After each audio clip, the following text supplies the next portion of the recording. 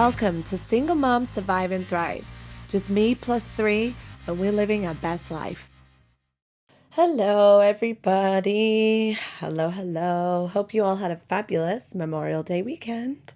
It is the Tuesday back after a holiday weekend, and as you all know, that feels like a Monday to us. So happy Monday, but really happy Tuesday. Sorry you all didn't have a much longer weekend. 3 days just is never enough, right? So hope you all had a really nice holiday weekend. I did. I enjoyed myself. What did I do? I had fun. I had some fun. I mixed it up and had some time to do some time with the kids and then also some cleaning time. So anyway, you know what I realized the other day? I haven't started off the podcast in a long time with a drink. So cheers, ching ching. I'm just gonna take a sip of this beer. I don't know about you guys, but I sure love my drinks. And that's been a journey because obviously trying to make sure I maintain a healthy lifestyle. Don't want to drink too much. Sometimes everyone needs a drink. However, drinking on a daily basis, never good. And so I took a bit of a healthy option early this year. Took a good old month with no drinking at all and just stuck to the weekends. Kind of went out the window this month because it's my birthday month, and I went to the UK and I partied a lot and I drank every day. And so I got back, I was still in birthday mode. So I still have some beers in the fridge, and I'm having one now, but it's just one, so it's fine. We all deserve it, right, moms? We deserve a beer from time to time. But my usual thing right now, and I'll get to it once my other beer is gone, is I have no beer in the house, no alcohol, no wine. I like beer and wine, but I've been trying to stay away from wine because I've been dealing with some I feel like it's like stomach acid issues causes me to cough. But obviously I've been reading that wine's the most acidic drink, so it's not the safest for you. So, not safe, but if you're trying to avoid acidic drinks or anything, I'm actually really good. I drink mostly water. I drink mostly healthy, I don't have sodas. I tend to eat well. I don't drink a lot of coffee. I have a coffee once in the morning. And anyway, I've been doing really well, except for I do like my wine. And so I read that beer is better for you, so I really enjoy beer as well. By the way, when I was in Belgium, I drank quite a bit, not like excessively, but I did drink a good amount of really nice beer. And that's kind of why I went, because when I was younger, I used to work in a Belgian bar, and it was a restaurant as well, when I was in England before I moved out here, in my college days. And one of the things that I loved about it was the different beers, and each beer has its own glass and it has its own mat. And it was just super fun. It really introduced me to the world of beers, and I really grew an appreciation. So I always said I wanted to go to Belgium. So I finally got to go on this trip, which was really nice. And my friend Maya, who you heard from in the last episode, she came with me and flew out as well. So it was super fun. We had a blast. We had a great time. But I'm back now, back to reality, which is always a nice thing sometimes, but then it's also really sad at the same time. But I don't know about you guys, but when you travel, especially alone, you miss your kids, but you kind of nice. It's nice not being with them, but you miss them because you just feel like there's a limb missing or something. It's like you don't feel like yourself when you're not around your kids. You just don't feel at ease. As much as we always spend our time wanting to get breaks from them, we don't feel really comfortable when we're far away from them.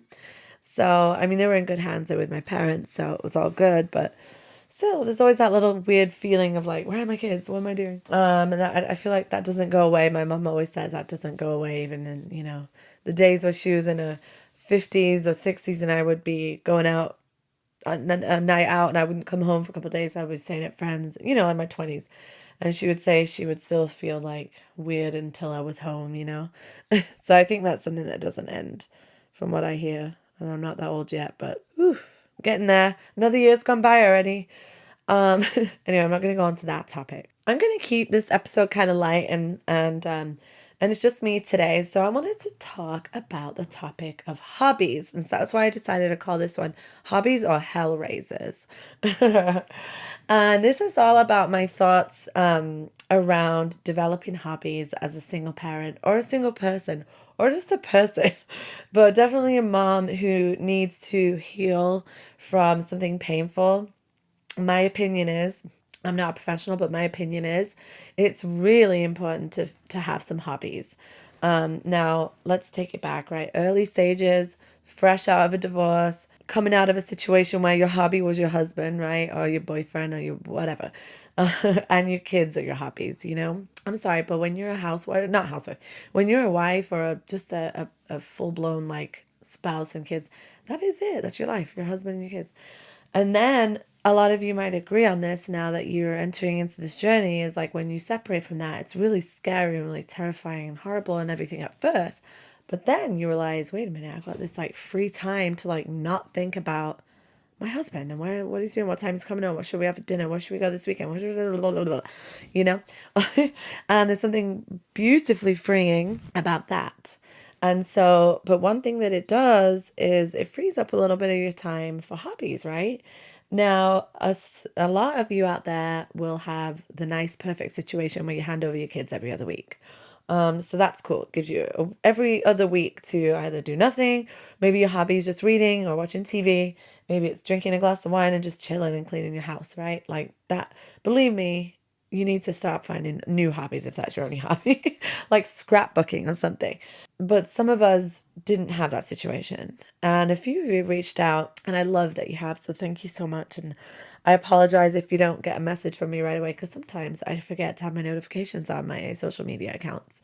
But when people reach out and they tell me the situation, I love it because it really warms my heart that you feel some comfort from listening to this. And so it really helps me and heals me when I go back in time. Sometimes I think about those early stages, about how I managed the early days, the survival time, right, of being a newly single parent. And so a little bit about me just in general. When I grew up, I watched my mother, who is a lovely, amazing woman, who's a great mom and wife. My parents are going to be 50 years married this year. They're going to have the 50th. So I did not come from a broken home. You know, I watched my mom be an amazing wife to my dad and still is. They live for each other. It's quite sick. So I learned from the best. But I also watched my mom do a great job, eventually anyway, when we got old enough, is balancing all kinds of shit. Like when you think about the woman or the person or the fucking circus clown that's like on, you know, that like unicycle thing with like sticks on their nose and their hands and there's balancing plates and they're doing all those tricks. Honestly, that's my mother. Like that's how I kind of envisioned her as a kid. Like she can do anything and everything, and anything she wanted, she went and did it. She got a bright idea in her mind, she went ahead and went and did it. And she loved to fill her time with hobbies. So I know that this concept of like developing hobbies, right, is something she has always done for her own self soothing and her own healing. She's been through her own painful things in life. She had a more of a traumatic childhood. She didn't have a traumatic husband, and she had a great normal like adult life, but she had a really traumatic childhood. So she's had to do a lot of healing and working through that in her own time, you know? So I watched her actually all through her life, not only with like work and then me and my brother, you know, taking us to places and always making time for our hobbies, right? Musical instruments that we wanted to start playing or sports and stuff. I developed that same hunger for different hobbies when I was a kid. I wanted to try trampolining, so she did put me in that. I wanted to do horse riding, she put me in that. So she was always an advocate of like that. And my dad was too. So his thing was always filling his time outside of work with fitness, things with the family, and also like clubs. He used to like joining clubs. Like now he's in the Freemasons. But anyway, so they were always advocates of that stuff. And I think a lot of us as parents can agree we're probably still advocates of that, right? Like we want to put our kids in sports, we want to have them in friend group play dates and so on. So think back to that, right? So we want to have our kids not just robots, right? Like school and then home and TV, homework and bed.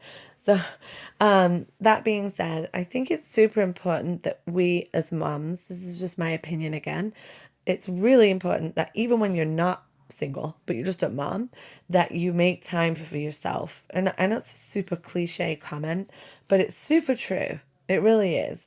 And a lot of, you know, these great stay-at-home moms have the chance to do that a little bit more, right? Because when they drop the kids off at school and the husband's at work and they've finished the house chores, they've got a couple hours to work on themselves and do what they want before the kids come home from school. Well, single moms, right? We don't get to do that because guess what? We are working. We are doing different. Sorry, my kids are really loud in the background. We are doing things for the kids, with the kids, cleaning the house, working a job, working two jobs, getting them home, homework, dinner, bed. I mean, really, where's there a space for a hobby, right? But get this, right? This is what I learned in my early days. Because when I first divorced my ex-husband, he was a drug addict, so he just disappeared, right? There was no, functional, like, hey, take the kids on the weekend. It was just 100% me.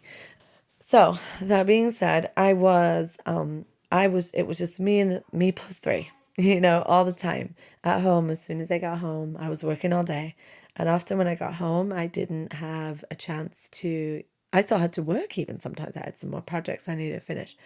So I literally had what you would call zero time to do anything hobby wise. Guess what? I am a firm believer of even if you have to find a hobby when you got a quiet 5 minutes, then so be it. There is always 5 to 10 to 20 minutes where a kid is watching a movie, right? But while they were all playing in the bedroom and watching movies, making a mess, I found time to sit and start writing a poem. I developed a new hobby actually in the midst of all that. I've always been a creative writer. I write music and songs and all that stuff. Nothing professionally, sadly, in terms of writing songs for people. But I developed, all right, I guess I tapped into that creative writing, poem creating, I guess, hobby or talent, whatever you want to call it. Some people really enjoy my poems, some didn't. I didn't really put them out there too much, but I really enjoyed doing it and then like storing them and like looking over them. And there was an amazing amount of expressive healing that I got from those poems. So it sometimes I would spit one out in a matter of minutes because I was just having an overflowing amount of emotions going on in my head, and they just came out like I call it word art vomit. So it's like you puke on a page. Anyway, that's the nice thing about poetry. You can write it's like performance art and words. You can write anything weird, and then it's like it's art. Anyway, so that's poetry for you. But my point is, I developed that as an easy hobby to manage throughout the day whenever I felt like pulling over in the car or working when the kids were quiet, whatever it might be. You could read for a moment in the kitchen. You can have a glass of wine and catch up on your Netflix on your phone. I'm throwing out ideas because I kind of feel like I hate when people say, oh, I have no time for myself. I have no time for hobbies. I have kids all day. Da, da, da. Because it's really not actually true. You can take 5 minutes to do things like every hour for yourself if you want. Go try on some new makeup you bought. I like to watch, that's kind of a new hobby. I like to watch makeup tutorials and try on new looks.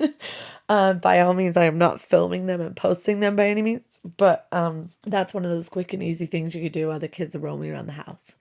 You can scrapbook, right? If people like to do that, I don't, but you can collect stuff on the weekends, take all the kids to Michael's, and then when they're all busy running around, or even after they're in bed, you always have an hour or two after when they're in bed, right? To watch a show, read a book, scrapbook, whatever it might be. So there's always time for you to just de-stress, and I highly recommend that's what you do. So if you don't have one, find a hobby, right? Um, Here's me doing a podcast, right? My kids, if you can hear them in the background, they're all roaming around yelling. Sometimes they don't have a clue. I've told you this before that I'm recording, or they just don't give a fuck. And so I just have to make time when I feel like doing it in my bedroom. I shut the door, lock the door, and if it's on my heart to do a podcast episode, I'll do it. I don't take time out of the house. I just make this happen. And for me, this is a hobby. It's a bit of a chore sometimes. I have to edit a lot, but it is still a hobby because believe me, I don't make any money with this. But it's something I enjoy doing, and I have to just make time for it. So it's all about making time for it. So I kind of want to put it out there, ladies and gentlemen, if you're listening. There is no excuse to have no hobby. Find something that you enjoy doing. So you could take it further than that, right? Say they're a little bit older, you can get out, or they go to dad's once in a while, or family, what have you. There's other hobbies. So one of my tendencies is to follow my mum's footsteps. My mum would always throw on a new hobby after a while. She'd start knitting. She'd learn how to knit using the machines, and I remember that was a new hobby. She always made clothes for us. She used to like sew, like with quite professionally actually. Her mom was a seamstress, so she would make like full-blown dresses for us and stuff. But then she decided to try knitting, but like in the style of like the machines, like making full-on sweaters and everything. That was fun. I always remember she started a new hobby of framing pictures, like professionally looking. So then we used to go with her to these like swap meets to sell them in the back of the trunk of her car. That was an interesting new hobby. And then it was always crafty stuff because she was a musician as well. So she started new hobbies with banjo, a banjo playing hobby. She's a musician. She plays all kinds of instruments. But then she'd start these new like things that she could just do at home that we could still be around, you know? And then one time I remember she was like, I think I want to be a florist, not full time, but I want to get a florist certification and do floristry. So she started doing flowers on the side for weddings and stuff. It was pretty funny. But she still had a full time job. And she had us too, and my dad, and she was like, she full blown caters to my dad, by the way. She still makes every meal for him. It's crazy. I always watched her make the time, you know, even though she wasn't a single parent, like she always worked full time. And found time to go to the store on the way home and get groceries and make dinner and then find time for her hobbies before bed. Like she wasn't a TV watcher, hardly ever. She watched a movie once in a while. But I've really followed in her footsteps. Like I find it really hard to watch a show or a movie because like I've always got something else I'm doing that's important, right? But just make that time. That's the key is find something you enjoy doing and just give it time and don't feel guilty about it. So what I was going to say is taking that further. And about 3 years ago after the pandemic, because we were all shook up after that shit, I decided to try a new hobby of scuba diving. Because I don't know about you guys, I developed a couple of new hobbies. I also got into DIY. Who didn't, right, in the pandemic? That was a new hobby, which, by the way, I like did up my whole house because we were getting a lot of money with that stimulus. So I spent a lot of time and money really developing my DIY skills, which is new for me. Secondly, I took up scuba diving and I got certified to do that.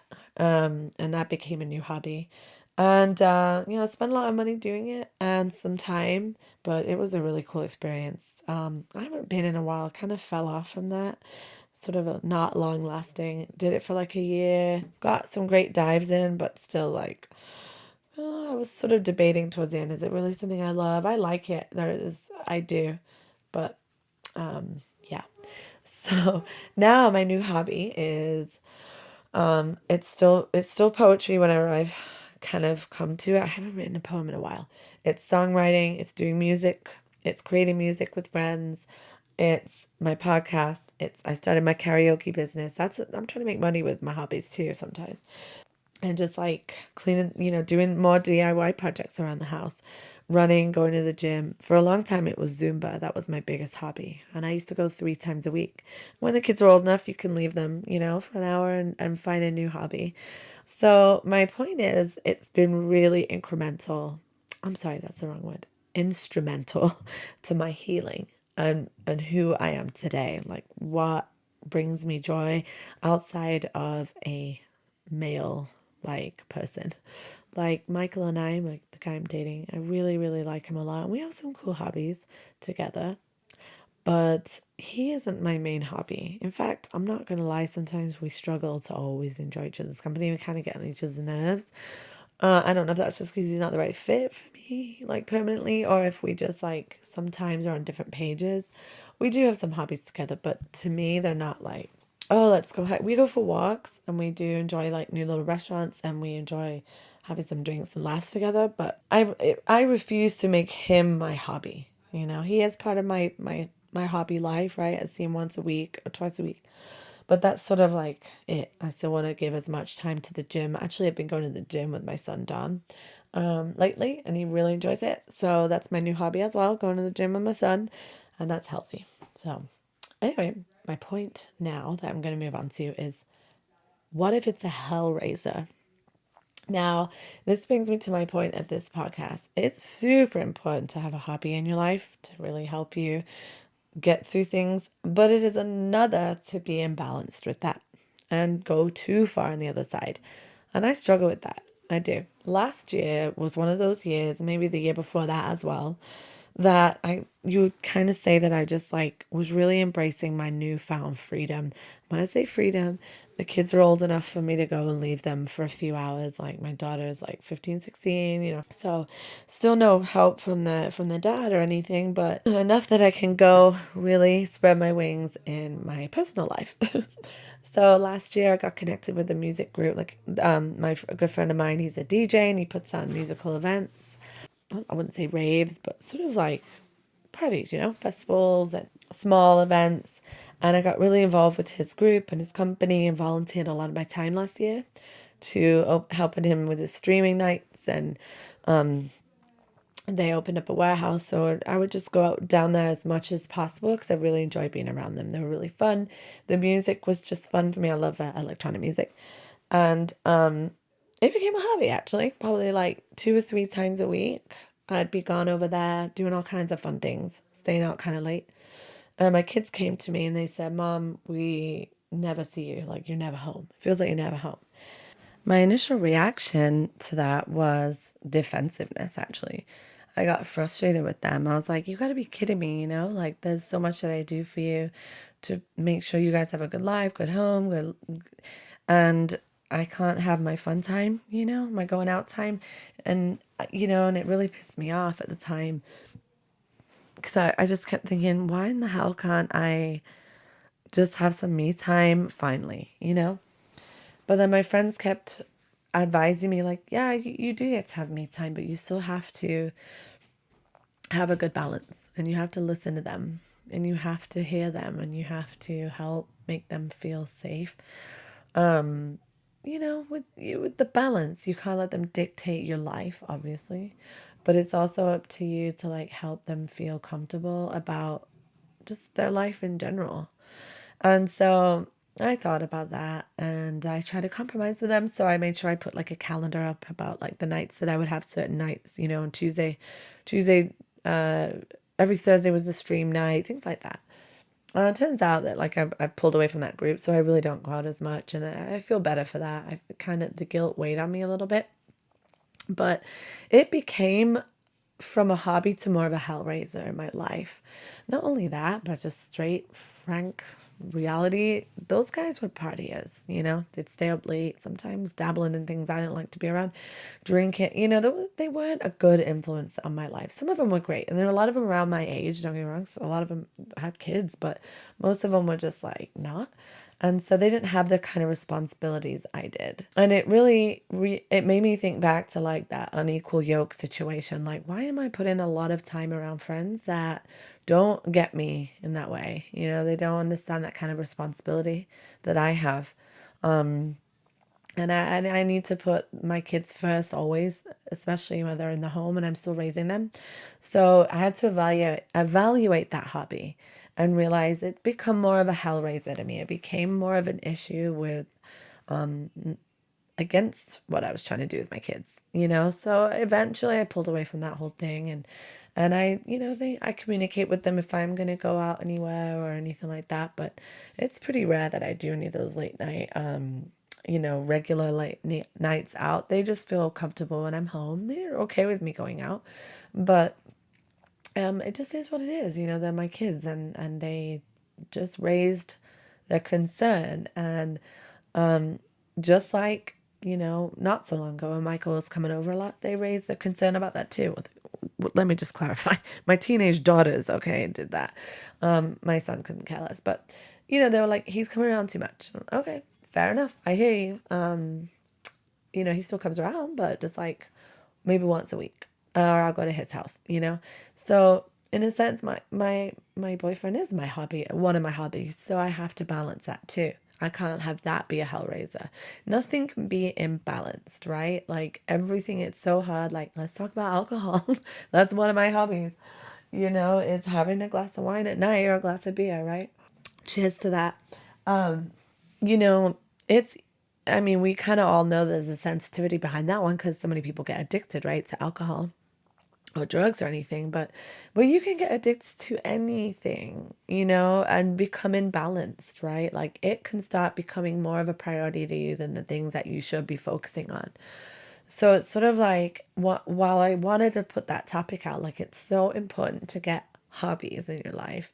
It's equally important to look at that and make sure you don't put that above other things and that it's equally balanced. And the same with work, right? Some people can say, like, sadly, like, my job is my hobby. Like, I love my job and that's all I do. And I work, live to work, work to live, and all that nonsense. But people get imbalanced with that too. I would say a lot of men do that more, but we can all make other things a priority. And I think like when we're single, newly single, we tend to jump right into dating and online dating to like fill that void right away, right? Just to make sure we feel like we still have it. And ooh, we're free to date now, exciting. And we get that excitement from dates. And I think for a while dating was sort of a hobby for me too. Like, and that also is a dangerous one because that comes along with the D words, right? And all that stuff. Like, let's not like let our kids feel like they're not enough, you know?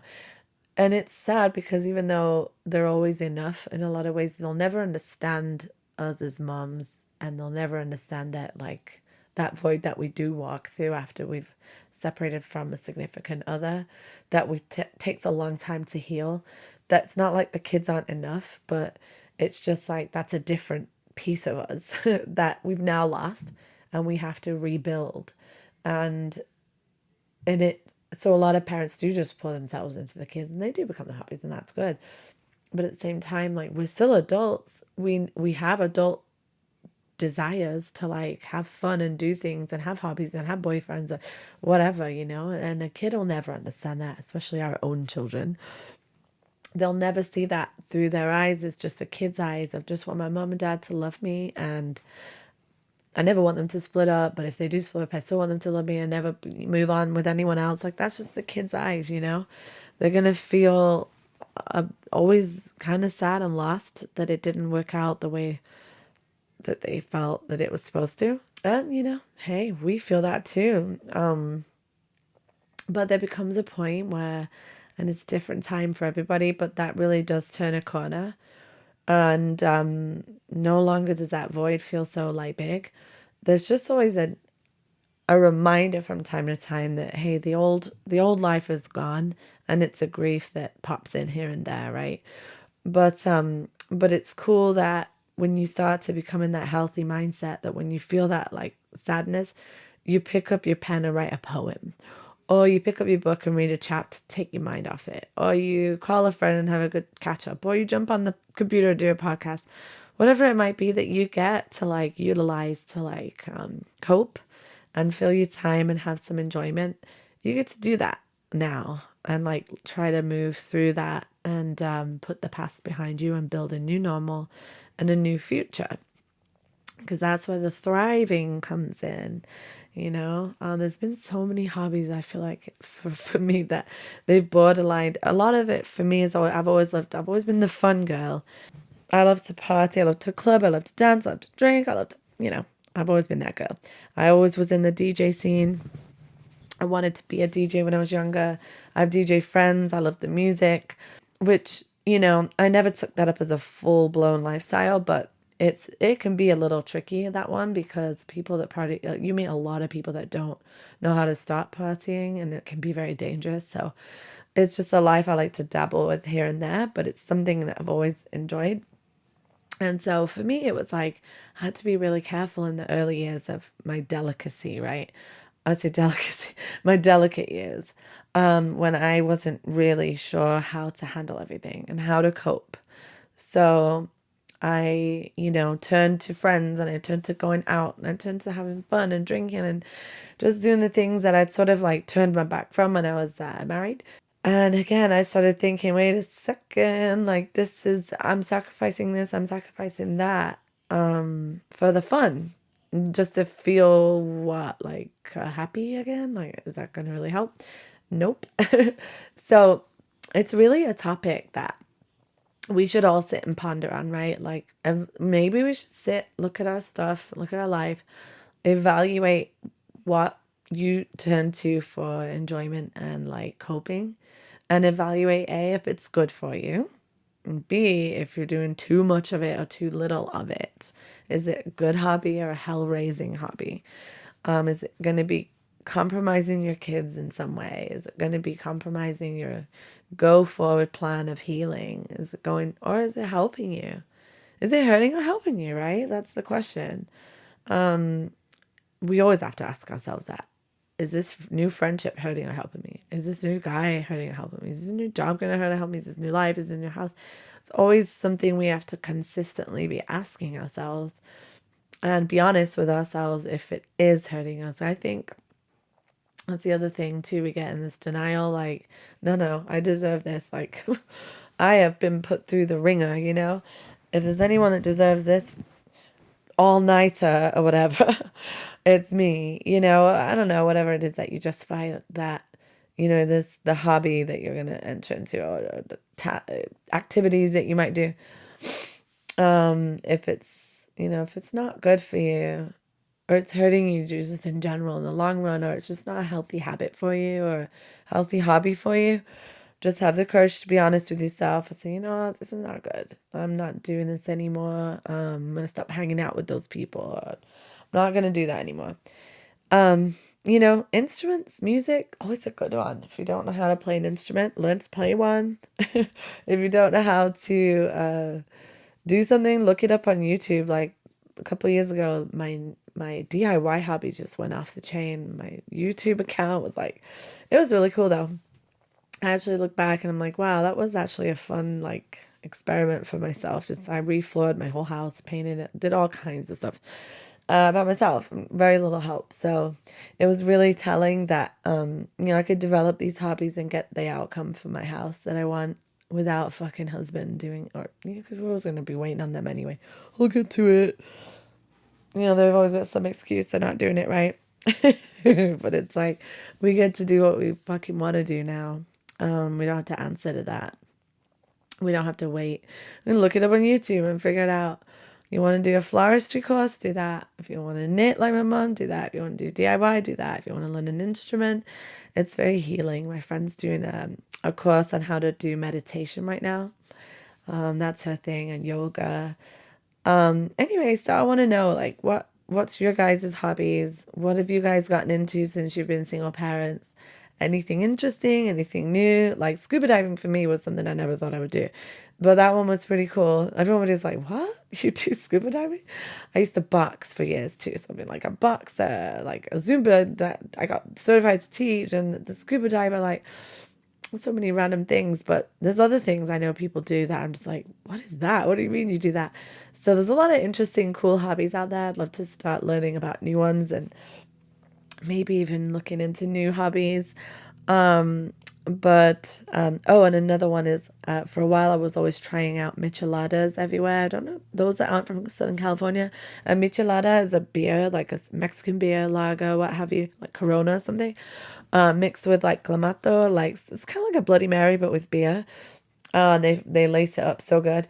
Anyway, so one of my hobbies was like trying those in different restaurants. It still kind of is one of my hobbies.